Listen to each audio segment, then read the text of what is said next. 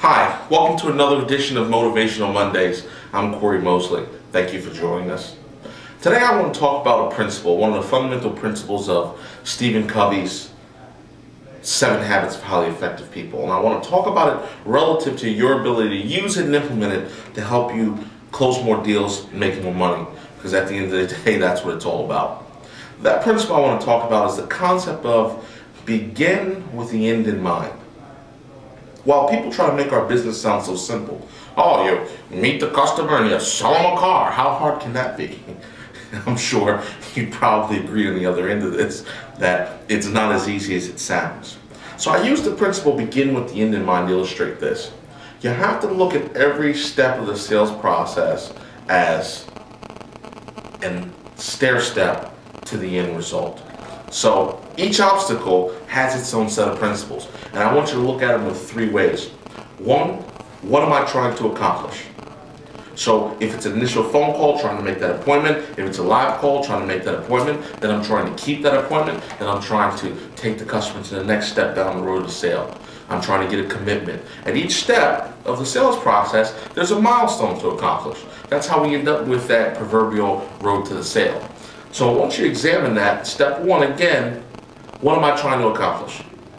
Number 2, what tools are at my disposal? And 3, how can I use those tools at my disposal to help me accomplish my obstacle? So for example, if I'm speaking to a customer on the telephone and I see there's a trade involved, well, what am I trying to accomplish? Well, I'm trying to accomplish the appointment. What tools are at my disposal? Well, I know there's a trade-in. So how do I bring that all together? Thirdly, is I want to utilize that trade-in to create the appointment instead of being taken down the road that nobody wants to be in. What's the bottom line on that car? Ever heard that from a customer? Of course you have. So if you look at everything as a series of obstacles and begin with the end in mind, knowing once you get to each engagement level in the sales process, what you're trying to accomplish, what tools are at your disposal, and what are your best options to use those tools, and engage that way, you'll have a better opportunity to continue to lead that customer. Because as I said in previous Motivational Mondays, customers will listen to your spiel. The fact that they'll sit there and drink your Coke or coffee is not a buying indication.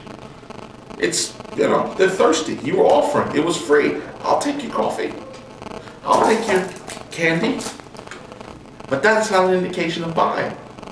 So when we think that we're burning it up because the customer shook our hand and went on the test drive and nodded his head yes to the radio and the seat position and how the car felt, and then we get all the way to the end and we bring the good news over to the customer and they say, let me think about it.